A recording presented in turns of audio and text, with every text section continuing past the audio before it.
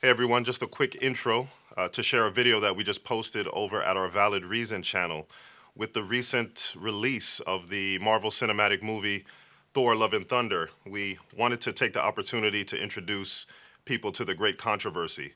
There's a character in the movie, the main villain in the movie, that really has a hatred for God. And we really wanted to highlight this in light of the war between Christ and Satan. So if you check the description below, you'll see the link to the original video on our Valid Reason channel if you'd like to share it with people of other faiths or non-faiths. And if you want to share this one with people of like faith, you can go ahead and do that. So I hope you enjoy the video. God bless. Hope to see you again soon. This is Julianne Moore, an award-winning actress. This is Lex Luthor, billionaire and sworn enemy of Superman. And this? Well, this is Richard Dawkins. He's an evolutionary biologist and author of several best-selling books dealing with the subject of the character and existence of God. And finally, this is Gore the God Butcher, the main villain in the Marvel Cinematic Universe movie, Thor: Love and Thunder. You may not know it yet, but all four of these people or characters have something very important in common. And today, you're going to find out what that is, and more importantly, how it's related to something called the Great Controversy. Let's jump right in by learning about this handsome young man right here. And as I said, his name is Gore the God Butcher. And here's a look at his bio from the Marvel database. It says, Gore the God Butcher was born on a planet with no name, almost every day on the brink of starvation. He was taught to trust in the gods, but they never answered his prayers. At an early age, his mother and father died, leaving Gore to fend for himself in the harsh environment. Years later, he married and then fathered some children. However, most of them died. Gore's pregnant mate Ara was killed during an earthquake, and one by one his children perished until he was left with one son, Agar, who also eventually dies. Now don't miss this. This poor guy grew up with nothing. He prayed to the gods and they never answered his prayers. His parents died at an early age, his pregnant wife dies in an earthquake, and all of his children die. If you didn't guess, obviously this is a fictitious story. But you have to admit, this scenario is really no different from what countless people have experienced throughout human history. Starvation, natural disasters, death of loved ones, pain, suffering, loss, all while feeling like their prayers are going unanswered. And for many, especially in our time, they react like Gore the God Butcher, who gave up hope and outwardly expressed his unbelief by saying that they, meaning gods, don't hear your prayers because there are no gods. There never were. In other words, much like so many people in the real world, when facing tragedy and feeling like God is not there, Gore became an atheist. And when he started sharing his doubts, he was exiled, or some may say, excommunicated from his church, even being stoned for blasphemy. Now let's switch gears to real life for a minute. It was about 7 years ago that I came across an interview with award-winning actress Julianne Moore. One of the things that was discussed in this interview was Julianne's newfound lack of belief, as she, much like Gore the God Butcher, had abandoned her belief in God. The title of this article says it all. Julianne Moore stopped believing in God after her mother's death. In this interview, it says Moore opened up about her mom, Ann Smith's 2009 death at age 68 from septic shock. We don't know why it happened, the actress revealed. She went to bed and it turned out she had a huge bacterial infection. Sadly, her mother had died unexpectedly. And when this happened, she says that she learned that when her mother died 5 years ago, that there was no there. She went on to say, structure is all imposed. We impose order and narrative on everything in order to understand it. Otherwise, there's nothing but chaos. In other words, when she looks at reality now, what she sees is that there's no heaven, there's no God, there's just chaos. Because in her mind, if there is a God who has all this power, then obviously he should have intervened and saved her mother's life. Enter Lex Luthor, another fictitious character who, much like Gore the God Butcher, has something to say about the existence of God as it relates to relieving pain and suffering. In the 2016 movie Batman v Superman: Dawn of Justice, listen to what Lex Luthor has to say. The problem of evil in the world. Problem of you on top of everything else. You above all. Because that's what God is. Horus, Apollo, Jehovah. Because God is tribal. God takes sides. No man in the sky intervened when I was a boy to deliver me from daddy's fist and abominations. I figured out way back. If God is all powerful, he cannot be all good. And if he is all good, then he cannot be all powerful. And neither can you be. And there it is, the dilemma that so many people face.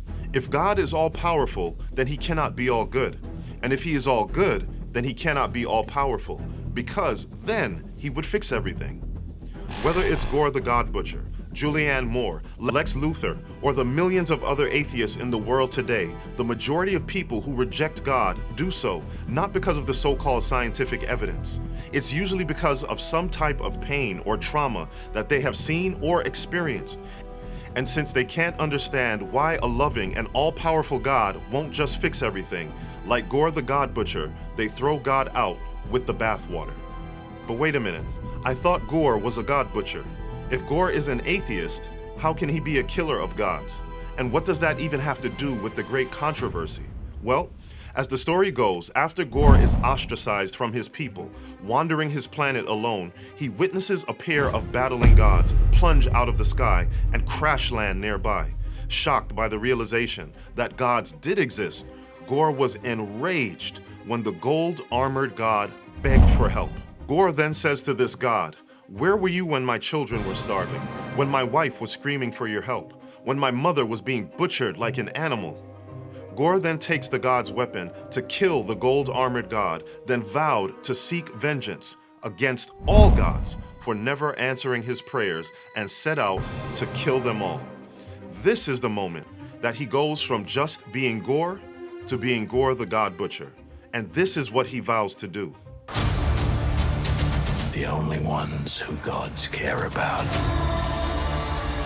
is themselves. So this is my vow.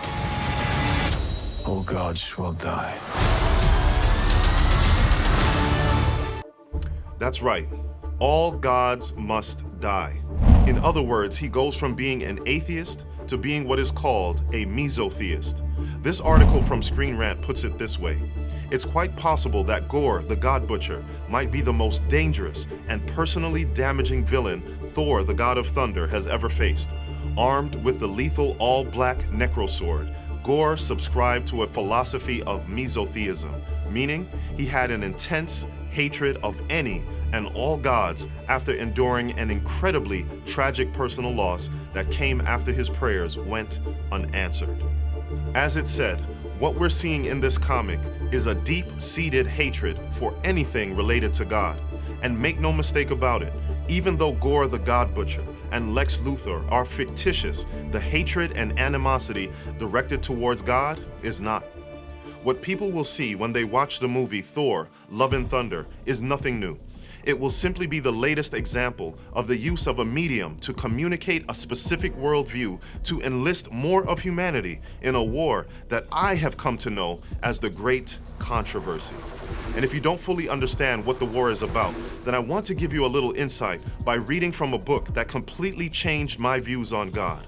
The book is named The Great Controversy, and on page 568, it says this: "Is Satan's constant effort to misrepresent the character of God, the nature of sin, and the real issues at stake in the Great Controversy. His sophistry lessens the obligation of the divine law and gives men license to sin. At the same time, he causes them to cherish false conceptions of God so that they regard him with fear and hate rather than with love. The cruelty inherent in his own character is attributed to the Creator. It is embodied in systems of religion and expressed in modes of worship. Thus, the minds of men are blinded, and Satan secures them as his agents to war against God."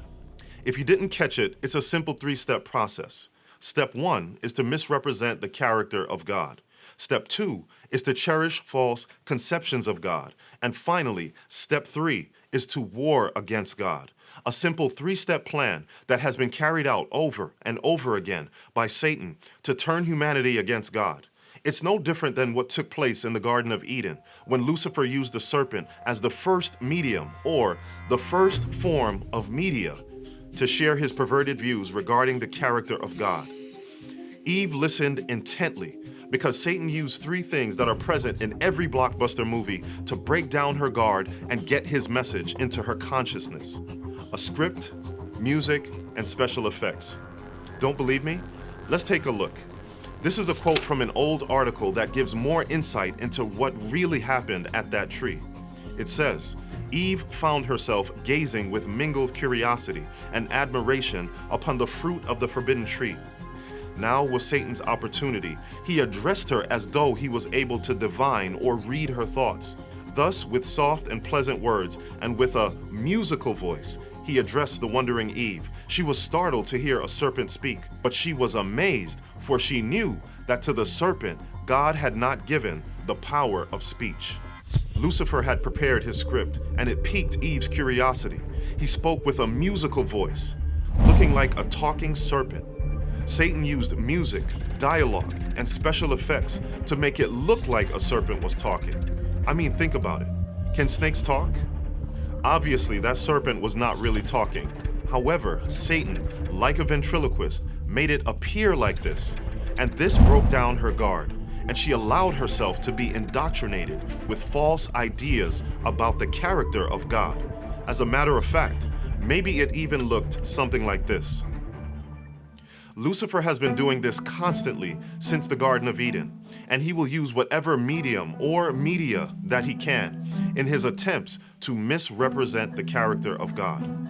There's one more person that I want you to meet, and his name is Richard Dawkins. As I already mentioned, he's an evolutionary biologist, author, and professed anti-theist. Notice I didn't say atheist, I said anti-theist, and you'll see exactly what an anti-theist is in just a moment. But before we see that, I want you to read a quote from page 31 of his book entitled The God Delusion. And this is what he has to say about his view of the Judeo-Christian God.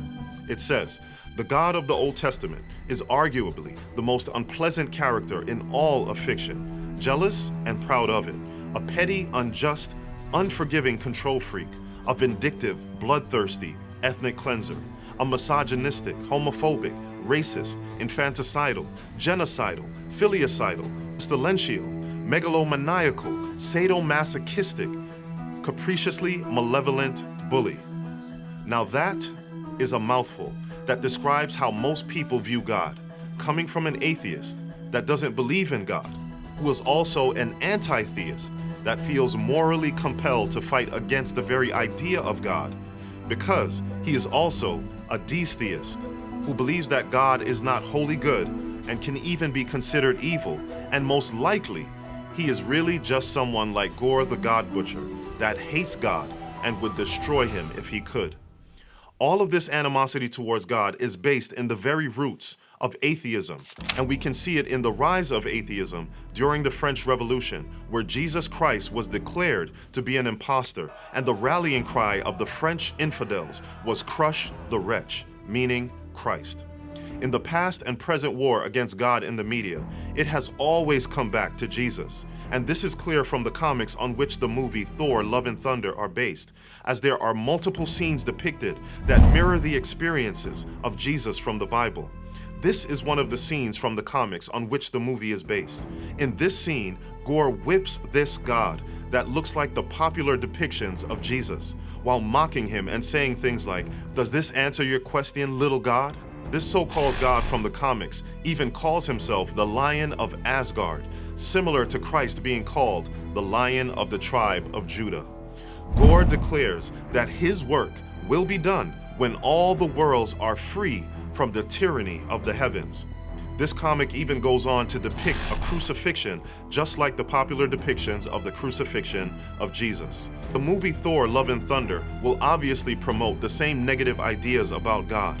In this article from The Direct, Brad Winderbaum, the head of Marvel Studios' streaming, television, and animation, had this to say about the movie. Gorr played by the rules, and so when he realizes he's been betrayed by the gods, he's overtaken by a rage that hits such a fever pitch that he gains an evil ancient power and sets out to rid the universe of these gods who don't take care of their humans. It's obvious that these stories are part of the continued war against the character of God. Whether it was speaking through a serpent in the Garden of Eden, speaking through an anti-theist like Richard Dawkins, or speaking through a comic book or a movie character like Lex Luthor and Gore the God Butcher. Despite the constant barrage of content that promotes the idea that we should distrust and hate God, the interesting thing is that God does not, nor has he ever, blocked the enemy from saying whatever negative things that he wants to say. God is completely secure in who he is and what his character is, and he has revealed his character through his word and through coming to die for humanity. And if, and only if, we are willing to approach this topic with an open mind, will we be able to see the goodness of his character, even when we don't fully understand everything that he does. So the question today is, what do I think about God? What do you think about God? Do we ever think that God is indifferent to our sufferings? Do we ever think that God is not all good? These are very real questions that we have to sort out individually as Christ and Satan battle for our minds. Romans 8 verse 7 states that the carnal mind is enmity against God, meaning that from the moment we're born, we have a natural hostility towards God that we have to deal with. We have to choose between these conflicting views of God and ultimately decide if we want to spend an eternity with him. The more videos, books, and comics that we consume that promotes negative ideas about the character of God, the more animosity we will have towards him. And conversely, the more videos, audio, and books that we consume that promotes positive ideas about the character of God, the more we will come to appreciate his character and learn to love him. The great controversy is playing out in my mind right now, and it's playing out in your mind as well. So, who will you believe about God's character? Gore the God Butcher, Lex Luthor, Richard Dawkins? Or will you give God an opportunity to explain himself? He is inviting you today to come and reason together with him. I've dealt with my natural animosity towards God, and I've come to know him and trust him for myself. The invitation is open for you to accept it if you choose to not just listen to one side of this argument, but to give God a chance to share his side. And who knows, maybe you'll find out that he's not as bad as Gore the God Butcher, Lex Luthor, and Richard Dawkins are making him out to be. If you're interested in hearing the other side, then check the description below and I will make sure to get you a free copy of The Great Controversy. And I promise you, if you take the time to read it, you will not be disappointed. The only question is, are you willing to give it a chance? Hope to see you again.